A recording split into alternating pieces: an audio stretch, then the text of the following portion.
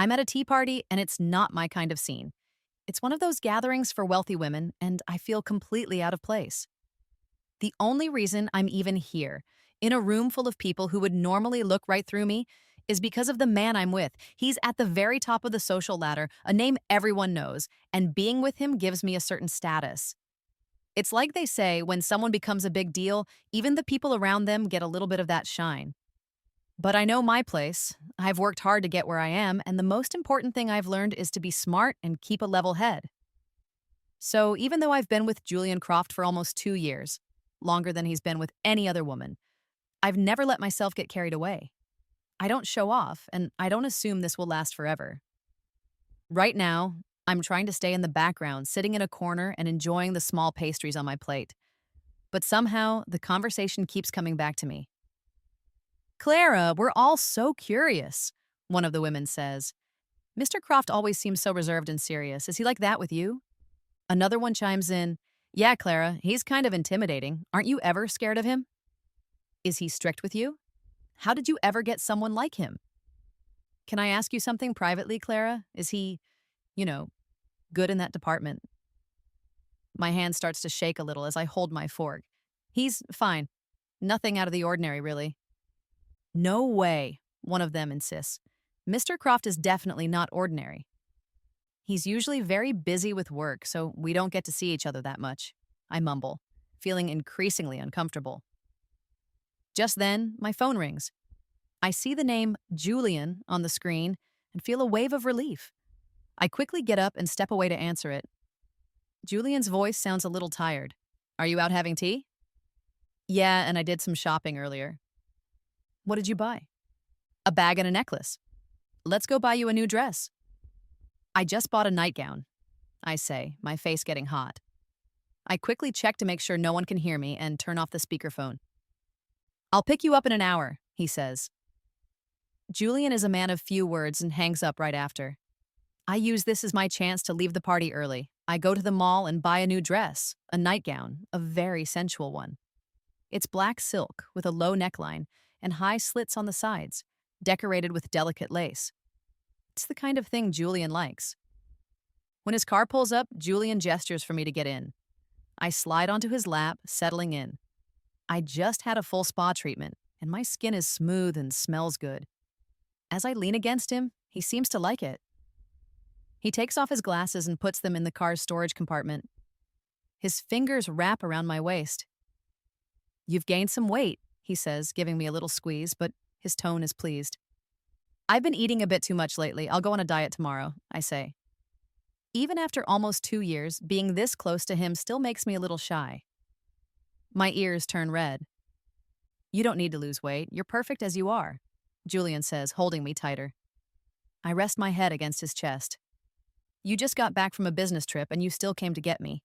You must be tired. Then you should reward me properly tonight, shouldn't you? He says, and I look up at him. A mix of embarrassment and defiance in my eyes. Shouldn't you save your energy? Julian laughs softly. His fingers find the strap of my dress and slowly pull it down. Clara Reed, you're getting bold. I'm just worried about your health, I say. His eyes travel down my face, lingering on my collar. He reaches out and touches the embroidery on my dress. After all, something plain wouldn't be good enough for my precious Clara. My eyes widen, and my hands, which were resting on his waist, suddenly feel cold. Later that night, I've lost count of how many times I've asked him to stop. My fingers are too weak to even hold on to him, and my hands fall to the side of the bed. Julian leans down and kisses my slightly swollen lips again. Julian! I manage to open my eyes, which are blurry with tears. Clara, he whispers, then lightly bites my earlobe. Don't worry. No matter how busy or tired I am with work, I'll always have enough energy for you. I can't help but curse him silently. He seems so proper and composed on the outside, always dressed perfectly, but behind closed doors, he's a completely different person. Who would have guessed that the serious Mr. Croft, who never even loosens his tie in public, enjoys it most when I'm the one to undo his buttons for him? The next morning when I wake up, Julian is already gone. My life, for the most part, is simple. I spend money and pass the time. I stay in bed until noon, scrolling through social media. I see a trending topic about a rising artist, Isabella Vance, who is returning to the country for a traveling art exhibition, starting in the capital. For some reason, her name sounds familiar, like I've heard it somewhere before. I search for Isabella Vance, and the third result that comes up is Isabella Julian. I click on it with a sense of dread. There's only one post. The caption reads, "This is exactly how I imagine a powerful man and his true love." The picture is a bit blurry, but it's clear enough to see a tall, handsome man and a small, beautiful woman. She's smiling at the camera, and he's looking at her with a tender expression. His coat is draped over her shoulders. I turn off my phone and lie on the bed, closing my eyes. More and more details start to come back to me, and then the image in my mind becomes sharp and clear. I see myself, pregnant, lying in a hospital bed, pale and exhausted. Julian is standing in front of me, holding Isabella's arm. They both have wedding rings on their left hands. Julian's voice is cold as he says, "Clara, have the baby and I'll give you 100 million. Isabella's body has been through a lot, and she can't have children anymore. This child will be hers. Take this money and never come back to this country. You should understand that having Isabella as a mother is a good thing for the child." So that's who I am. I'm just a tragic character in this story. The me in this story takes the money and leaves, but then, unable to accept it, I come back, trying to get my child back. But the child I gave birth to is only close to Isabella and doesn't even recognize me. In fact, my child is ashamed of me. I can't handle the stress and become more and more unstable. In the end, I even try to hire someone to kill Isabella. Ultimately, Julian himself has me committed to a mental institution, and I die there a few years later. That's how my story ends in this book. And now, Isabella is about to come back. The story is starting to unfold. If things go as planned, it was that night, last night, that I conceived a child. Those last 2 times last night were the only 2 times in my nearly 2 years with Julian that we didn't use any protection. It was all part of Julian's plan, wasn't it? To have a child for Isabella. In the past, whenever Julian was in the city, he would always come home, no matter how late. But this time is different. For 2 days, I haven't seen him at all. The messages I send him go unanswered. When I call, he picks up, but his answers are short. The company is very busy right now. If you're bored, go out shopping or have some tea. Be good, and don't go on a diet. When will you be back? In a couple of days, he says, then hangs up. But a moment later, 5 million is transferred to my account. He sends me a text. Buy whatever you want. Before, whenever he sent me money, I would reply with a bunch of kissy emojis and sweet words, playing the part of the happy-kept woman. But this time, I just stare at the message for a long time before finally typing 2 words. Thank you. He doesn't reply. On the evening of the 3rd day, I see the news on TV. The usually private and mysterious Julian Croft made a very public appearance at the airport to pick someone up. And the person he picked up was his legendary first love, Isabella. In the news footage, Julian and Isabella are surrounded by bodyguards. He's protecting her so well that I can barely even see her face. It's so different from how he is with me. My face is all over the gossip magazines with secretly taken photos and videos. The first love he cherishes and the plaything he keeps around. Of course, we're treated differently. I turn off the TV and go downstairs. The staff has already made dinner. Don't wait for Sir. He won't be coming back tonight, I tell them. I sit down at the table and start to eat. I eat slowly, savoring every bite. This will probably be the last time I have a meal like this in Julian's house. Julian said he would be back in a couple of days, and he always keeps his word. So, I decide to leave on the night Isabella comes back, when he's preoccupied with his true love and won't even think of me. I don't take any of the clothes or jewelry he bought me. I leave the credit card he gave me where it was. But I have another bank card in my name with a lot of money in it. It's from the first house Julian gave me, which I sold. My mother died a long time ago, and my father remarried and started a new family over a decade ago, cutting off all contact with me. I have nowhere to go, so I just buy a random plane ticket. Right before I board, my phone rings. For the past 2 years, I've never missed a call from Julian. But this time, I don't answer. I let it ring until it stops. He won't call a second time. I turn off my phone, take out the SIM card, and break it in half. As I walk up the stairs to the airplane, I look back one last time. The sky over the city is dark, without any stars. The air is thick with smog. I really don't like this city. I just liked someone who lived here. At that moment, Julian lights a cigarette and dials a number he knows by heart. But a cold, automated voice answers. The number you have dialed cannot be reached at this time. Please try again later. He frowns and tries again, but gets the same message. He puts out his cigarette, turns around, goes back into the private room he was in, grabs his coat, and walks out. Isabella stands up to stop him, but he avoids her touch. You guys have fun. I'll host next time. Julian, she says, her eyes filling with tears. But he walks away without looking back. He gets into his car, and before the doors even closed, he tells the driver, "Drive faster. Go back to the villa." The car speeds off. As they get closer to the house, it starts to rain heavily. The driver grips the steering wheel, not daring to slow down. They finally make it to the villa and pull up to the front door. The staff is already waiting with a large black umbrella. Julian gets out of the car, and the first thing he asks is, "Where is she?" The young lady went upstairs to rest after dinner. Julian feels a slight sense of relief, but he doesn't slow down as he walks into the house. The lights are off in the main hall, and it's dark upstairs, too. He feels a strange sense of unease. In the 2 years they've been together, Clara has never missed one of his calls. Every time he came home, no matter how late, there was always a light on for him in the living room and a nightlight in the upstairs hallway. A servant kneels down to help him with his shoes, but he stops her. "I'll go up and see her." The house is always kept at a perfect temperature, but he doesn't even take off his coat as he goes straight upstairs. The door to the master bedroom is slightly open, and it's pitch black inside. He stands outside the door for a moment, his hand on the doorknob, feeling a strange hesitation to open it.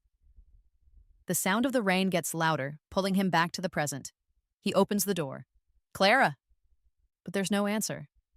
The bed is neatly made, the pillows side by side, but it's empty. He stands there for a moment before walking into the room and turning on the lights. Everything looks the same. Even the lotions and perfumes she uses are on her vanity, just as she left them. But on top of them are several bank cards and a note. His heart sinks. He picks up the note and opens it. There are only 2 short lines. "Mr. Croft, thank you for your kindness these past 2 years. I wish you a life of peace and happiness. Clara." He slowly puts the note down. His face in the mirror is serious, with no emotion in his eyes. But inside, he feels a storm of anger building, threatening to break through. He's always been good at hiding his emotions, always composed and in control. But right now, if Clara were in front of him, he knows he would lose it completely. He turns and walks out. The secretary, assistant, and the rest of the staff are waiting downstairs. Without even looking at them, he says coldly to his secretary, "Replace all the housekeepers and servants here. I don't keep useless people." He speaks calmly, then glances at the panicked faces in front of him. He slowly takes off his watch and flexes his wrist. His voice gets even colder. "If she comes back completely unharmed, you can consider yourselves lucky. If she has even a single scratch on her, you know what will happen." He finishes speaking and walks out into the pouring rain. The people inside can just faintly hear him say, "Contact the aviation authority. Find out where she is now." I usually sleep very soundly on planes. I remember the first time I went on a business trip with Julian, I fell asleep and woke up to find myself all over him, and there was even a suspicious wet spot on his shoulder. I was so embarrassed and scared. I was sure he was going to have me thrown out as soon as we landed. But he didn't. He didn't even say anything. He was wearing his glasses and was busy with work. When he saw how embarrassed I was, his voice was a little softer than usual. "Did you sleep well?" "Yes, I did, Mr. Croft. Would you like something to eat?" I nodded, then quickly shook my head. He ordered food anyway and said, "Eat something. I'll be done soon." After that, I went with him on many trips. I almost always fell asleep in his arms. He's very private and rarely uses his private jet. Thinking about the private jet makes me blush. The space is so small, and Julian can be very demanding. I couldn't help but make noise, and the flight attendants would always avoid eye contact with me when we got off the plane. After being with him for so long, this is my first time traveling alone. It must be because I'm so used to sleeping in his arms that I woke up so quickly this time. The pilot is making an announcement. Shortly after we took off, it started to rain and thunder, and the storm got worse. Many flights have been delayed or even had to turn back. The pilot announces that our flight also has to turn back because of the weather. Many passengers start to complain. I hear someone say, "This is really strange. I can't believe our flight has to turn back because of the weather." Yeah, don't they always say that flights will never be delayed unless it's something really serious? A crazy thought pops into my head. Julian. That man has so much power and so many connections. His background is so vast that I can't even begin to understand it. Even the little I know is more than I can comprehend. I've never dared to think too much about how powerful he really is. So this idea I have seems ridiculous, even to me. Julian is so composed and in control. Why would he do something so crazy for a woman? Every year, countless flights have to turn back for one reason or another. It's never because of a woman. The airline puts us up in a hotel near the airport. I get my luggage and follow the crowd. When I get to the airport lobby, I stop. But Julian never shows up. I laugh at myself for being so foolish. But at the same time, I feel a pang of sadness. It's just like in the book. Even if a small part of the story changes, in the end, it doesn't matter. The main characters will always end up together. The side character will always be just a side character. I pick up my luggage again and get on the next plane. The morning in the city after the rain is fresh and clean. I think to myself that just like Julian wanted in the book, I will never come back to the city again. In the middle of summer the following year, I give birth to my daughter, Lily, in a small town in the South. It's not a boy, like in the book. Maybe something did change the moment I left. A small change can sometimes cause a big ripple effect. But I'm not disappointed at all. In fact, I'm truly happy. It's a girl. Even if he finds out about her in the future, he won't try to take her from me. All I want to do is love and protect this little girl who has stolen my heart. I want to give her all the things I never had. "Miss Reed, come quick." "Lily is smiling," the nurse says, bringing the baby to my bedside in her pink blanket. I look down and see Lily sleeping peacefully, a smile on her face. Lily is so beautiful. You can already tell she's going to be a heartbreaker when she grows up. They say daughters look like their fathers. Julian is so handsome. It's no wonder his daughter is so beautiful. I gently hold Lily's tiny hand, my heart filled with a mix of sweet and sad feelings, but mostly just overwhelming happiness. When Lily is 6 months old, I see Julian on TV for the first time. It's strange because no matter how private he was, during the 2 years I was with him, I still went to a few big events with him. Even with so little public exposure, he wouldn't just disappear from the internet completely. But from the time I left the city until Lily was 6 months old, for over a year, it was like he had vanished from the world. So when I see his name and face on TV after so long, it takes me a moment to process it. He's lost so much weight. He was already tall, but now he looks even thinner. His face is pale, almost sickly. But what surprises me the most is how different he looks. Before, he was just reserved and serious. Now he just looks tired of everything. A reporter tries to interview him. "Mr. Croft, Miss Vance's art exhibition was a huge success. Are you two planning to—" "Excuse me, Mr. Croft will not be answering any personal questions today," his assistant interrupts, pushing through the crowd of reporters. Julian suddenly stands up and walks away without a word. The live broadcast quickly cuts away. I'm standing in front of the TV. The moment he stood up and left, I saw the deep emptiness in his eyes. My heart aches, a suffocating pain that I can't explain. It's only when the baby starts crying that I snap out of it. I hold my crying daughter, her tear-streaked face pressed against mine. Her eyebrows are thick and dark, just like Julian's. Her nose is high and straight, just like his. But he doesn't know she exists. And he probably never will. That there's this beautiful little person in the world and she's his daughter.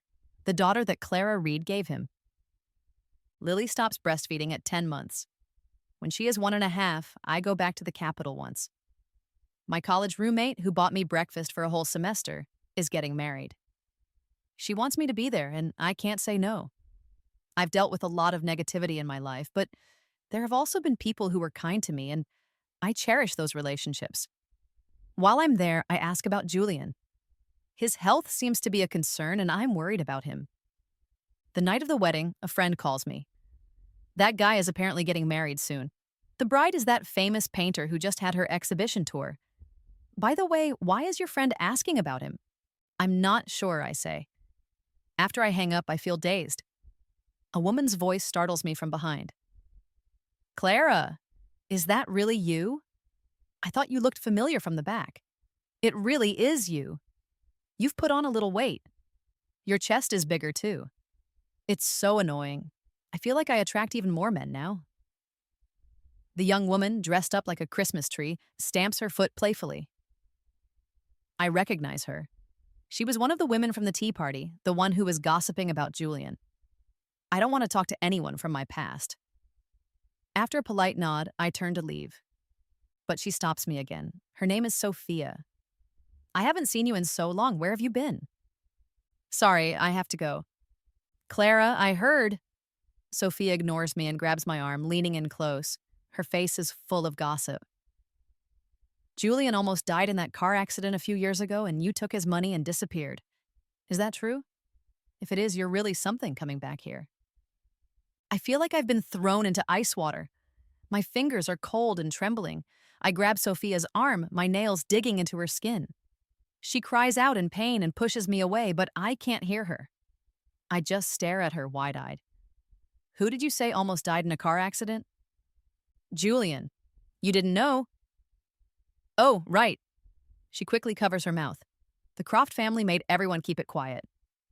When did he have the accident? How bad was it? Please, tell me. But Sophia shakes her head, refusing to say any more. I didn't say anything, Clara. You didn't see me tonight, and I didn't see you. Understand? She hurries away. I stand there alone for what feels like forever, my mind blank.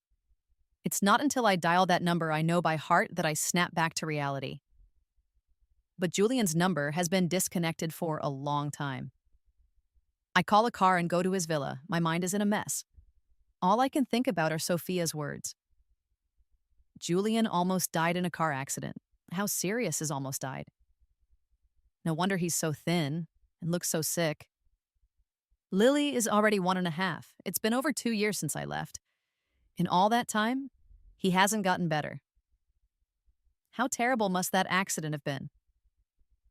I don't want to think about it. I only snap out of it when I see headlights coming from a distance. What am I doing here? What right do I have to show up in front of him again? To people like Sophia, I'm just a gold digger. And to Julian. I instinctively turn to leave, but the car stops not far from me. Why did it stop? Inside the car, Julian frowns at the driver. He's had a little too much to drink tonight, and his head is throbbing. He's in a terrible mood. The driver looks outside, hesitating. Isabella, who is in the car with him, says, "It's fine. It's just some random person. Let's go." The driver glances at Julian in the rearview mirror. He's leaning back in his seat, his face unreadable. But he doesn't stop Isabella. The driver says nothing more, and the car starts moving again. I stand on the side of the road, watching it pass. The car is moving slowly. Suddenly, the back window rolls down a little. In the dim light, I see Isabella's beautiful face, and next to her, a glimpse of Julian's profile. Isabella's eyes meet mine for a second, a casual, dismissive glance. She doesn't need to say a word to make me feel defeated. That's the power of the main character. When Julian was hurt, it must have been Isabella who was by his side. So, of course, the man who already liked her would marry her after he recovered. The car drives through the gate, and its taillights disappear into the night. I turn and walk away, into the darkness. Inside the villa, Isabella tries to help the drunk Julian, but he brushes her hand away. "Uncle Lee, get a driver to take Miss Vance home." Without another glance at her, he walks unsteadily into the house. His assistant rushes to help him, and this time, he doesn't push him away. Isabella stands behind him, a feeling of sadness in her heart. She doesn't know what went wrong. After she came back, Julian was supposed to pursue her and marry her. He didn't even care that she couldn't have children. But now it's been 2 years, and he still doesn't have any romantic feelings for her. If it weren't for the time she spent by his side while he was recovering from the car accident, he would probably be even colder to her. Isabella gets into the car, trying to hide her disappointment. Julian goes straight to the second floor. The house was redecorated while he was in the hospital. The master bedroom has been completely changed. He waves his assistant away and sits on the sofa for a moment before getting up and going to the storage room. Inside are women's clothes and personal items. They belong to Isabella. They were living together before the accident. She was his girlfriend, his first love. That's what everyone told him after he woke up. Isabella said the same thing, that they were meant to be and that she would marry him one day. But for some reason, even though Isabella is beautiful and talented, he doesn't dislike her. But he doesn't like her either. The alcohol is making him feel hot, and he loosens his tie, tossing it on the dressing table. He accidentally knocks over a box. Inside are two small wooden figurines, a little boy holding a little girl's hand. He picks them up and is about to put them back when he notices tiny words carved on the bottom. Clara really likes Julian. He holds the figurines and stands there for a long time. Suddenly, he turns and leaves the bedroom, rushing downstairs. "Uncle Lee, get the car." For some reason, he keeps seeing the image of that lonely figure standing under the streetlight outside the gate. The car speeds off, stopping at the intersection with the main road. The night is quiet. There's no one on the road. Julian clutches the figurines and looks at the old driver, who has worked for his family for decades. "Uncle Lee, do you know who Clara is?" Uncle Lee flinches, but then smiles and changes the subject. "Young master, I've never heard that name before." Back then, the accident was so bad. Julian was in critical condition for 3 days. His parents were devastated. Clara's name became a taboo in the family. No one dared to mention it. Julian laughs. "I know you're all hiding something from me, but it's fine. I'll find out myself." Uncle Lee is shocked. "Young master, you know how much your parents went through because of your accident?" Julian looks at him with cold eyes. Since the accident, he's become even more distant. Uncle Lee is scared. "Young master, what does this have to do with Clara?" "Nothing. There was no such girl." Julian looks down at the figurines in his hand, a faint smile on his lips. "How did you know she was a girl?" "Miss Reed's name sounds like a lady's name," Uncle Lee says, then freezes. Julian slowly looks up at him. "Oh, Miss Reed." Uncle Lee is stunned. "Oh, what's her full name?" "Clara. The woman who used to live with me at the villa. It was her, not Isabella, right?" "Yes." "Was the car accident because of her?" "Miss Reed left late at night. You checked her flight and went after her, but the storm was too bad and you had an accident on the way." "Why did she leave?" Uncle Lee is sweating. "Young master, just tell me what you want to know. Don't worry, I'll take responsibility if your parents ask." "It was probably because of Miss Vance." "What did she do?" "Miss Vance had just returned to the country and you were spending a lot of time with her," Uncle Lee says, looking at Julian cautiously. "Miss Reed might have misunderstood and gotten jealous." Julian can't quite remember the details of what happened back then, but he's sure he has no romantic feelings for Isabella. As for spending a lot of time with her, he finds it hard to believe he would do that. Uncle Lee adds, "You hosted a welcome party for her and even helped organize her art exhibition. You weren't home for days, leaving Miss Reed all alone." For the first time in his life, Julian loses his composure. "I don't even like her. Why would I do all that for her?" Uncle Lee smiles kindly. "Young master, you grew up with Miss Vance. You were childhood sweethearts. You even said you would marry her when you grew up. But then, for some reason, you stopped liking her. Miss Vance was so heartbroken she even tried to commit suicide once. You felt guilty and promised both families that you would help the Vance family and Miss Vance once as compensation. So, the reason you helped her with her art exhibition was probably because of that." Julian stares at Uncle Lee and asks his final question. "So nothing ever happened between me and Isabella, right?" Uncle Lee thinks for a moment.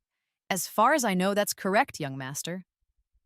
Julian suddenly feels a wave of relief. I take Lily to the amusement park. The little girl, just over 2 years old, is very smart. She started walking and talking early, and now she can speak in full sentences. Lily is playing in the ball pit, and I'm sitting outside waiting for her. The TV in the mall suddenly cuts to a news broadcast. Julian is on the screen, wearing a custom-made black suit and gold-rimmed glasses. He's incredibly handsome, but so cold he could freeze you. No girlfriend, single, unmarried, he says, looking at the reporter. No engagement, no fiancé. Miss Vance is just a childhood friend. The reporters look at each other, confused. Childhood friend? Does that mean they're not even friends anymore? My heart feels tight. I try to stay calm and rational, to look away, but I can't stop staring at Julian on the screen. For a moment, it feels like he's looking right at me. I don't hear what the reporter asks next, but Julian smiles slightly, a hint of amusement in his eyes. I had an ex-girlfriend, but she dumped me. I almost dropped my bag. Excuse me, Mr. Croft, may I ask why she broke up with you? Julian pushes up his glasses. His voice is faint. No particular reason. It's probably just that I'm average, just ordinary. The reporter is confused, but my face turns bright red. No one around me knows who I am, and no one is paying attention to me, but I still feel like a thief. I grab my bag to hide my face as I pull Lily out of the ball pit and carry her away. She's not happy, and her lips start to tremble, like she's about to cry. I'll buy you an ice cream, I say, trying to calm her down. She immediately cheers up. After we get ice cream, I try my best to forget about the news.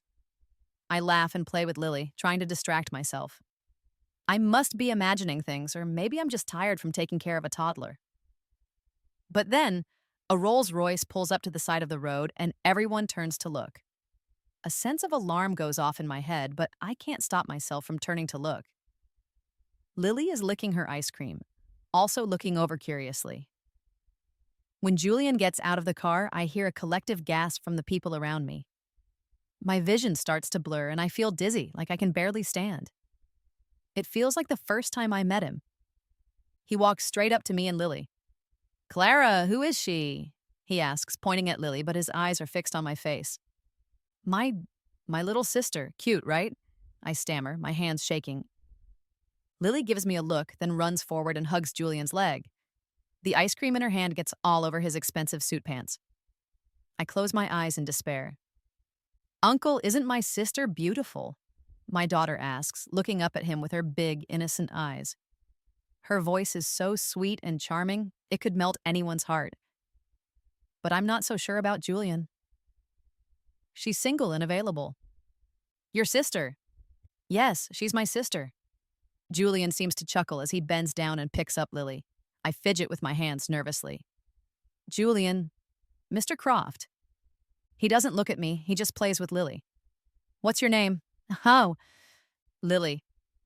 Julian frowns and finally glances at me as if to say, "What kind of ridiculous name did you give my daughter?" "How old are you?" "A little over 2 years old." "How much over exactly?"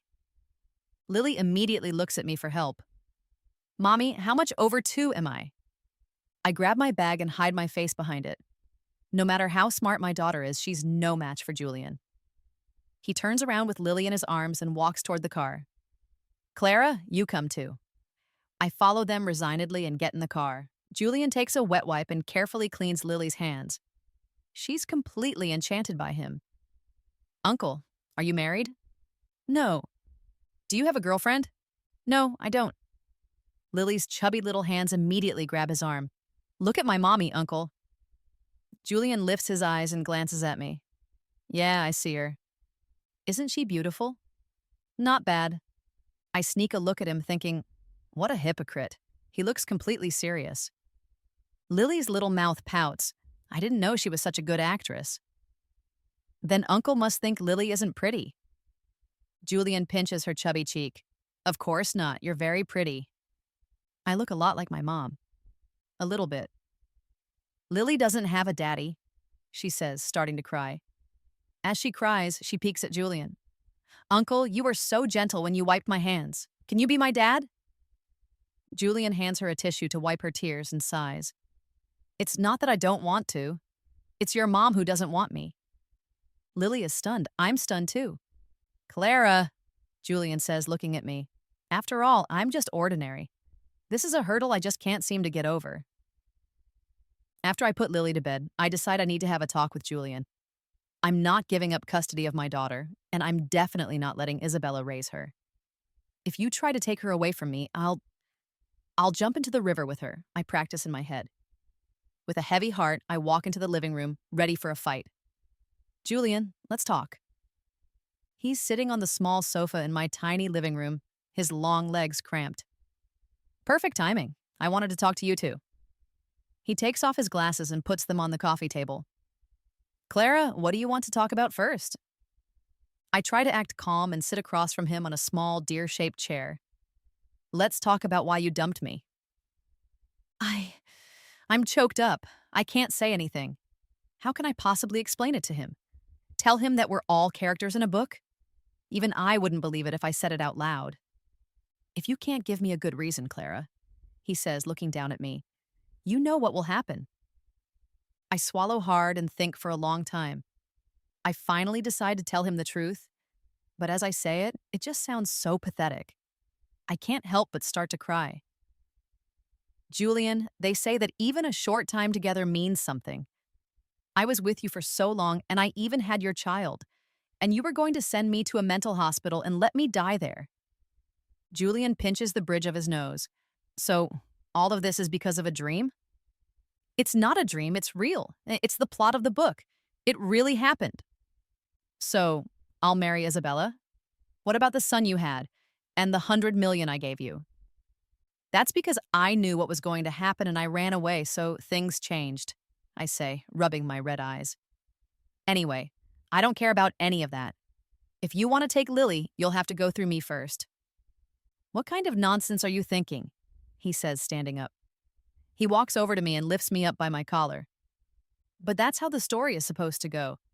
There might be some changes along the way, but the ending will be the same, right? The more I think about it, the more upset I get. If the main character doesn't end up with the female lead, is he even the main character? Julian cups my face and gently wipes the tears from my eyes. So why can't it be that because I like you, the whole story changed from that moment on? The male lead is supposed to be with the female lead, but in a love story, the woman the male lead loves should be the true female lead, Clara. Who do you think I like? After being together for 2 years, can't you tell? I can't bring myself to believe it. Julian, liking someone like me. We're from 2 different worlds. He seems to understand my hesitation. Clara, since we both live in a book, what's so strange about us being together in it? But I still don't get it. Julian, do you think the author just went crazy? They write it this way because that's what readers like. But why would readers like to see a side character win over the perfect first love? Julian seems to read my mind. Isabella wasn't my first love. Before you, I'd never been in a relationship. I'm about to say something, but he speaks again. Miss Reed must have a very interesting romantic history, right? I can't help but glare at him. You've already looked into it, haven't you? Stop pretending. Then how could Miss Reed think I'm just average in bed? Julian! I stomp my foot and cover his mouth. Can you please stop saying that word? I'm starting to get PTSD from it. That night, as I'm about to get into my car to go back to my place, he pins me against the car. There's a room for you at the hotel, but there's no bed or new sheets. He leans in, trying to kiss me. There are people around. They'll see us. Say you miss me, Clara. Say you think of me every day. He doesn't care, kissing me deeper. I shake my head, refusing to say it, refusing to admit it. It's not just every day. It's every minute, every second. I think about him all the time, but I don't want him to know. He said Isabella wasn't his first love, but he still hasn't explained the engagement. And that night, why was she in the car with him? But I miss you, Clara, every day and every night, he says, looking at me deeply before kissing me again, passionately. I can hear people talking and children laughing in the distance. I try to push him away, but my hands are trapped. I can only lightly kick his leg to remind him that someone is coming. In the dark, his eyes are full of desire and tenderness. My heart is on fire, and my body feels weak. In the short moment when we break apart, I whisper his name. Julian. I actually went back to the capital. I know. You knew? He says, wiping the moisture from the corner of my lips. It's just that at the time, I didn't know it was you. I'm even more surprised. It's probably a side effect of the car accident. I forgot some things. He says it so casually, but I can't help but cry. I noticed the scar on his forehead during the day. Even after all this time, there's still a faint mark. I can't imagine how bad the accident must have been. It wasn't until the day you came back that my memories started to come back. I should have come to see you and Lily sooner, but there were a lot of things in the capital that I had to take care of before I could bring you both back. He bows his head and gently kisses my tears away. Come back to the capital with me. Let's get married, Clara. There were a lot of small things to take care of before we could go back, which took another 2 or 3 days.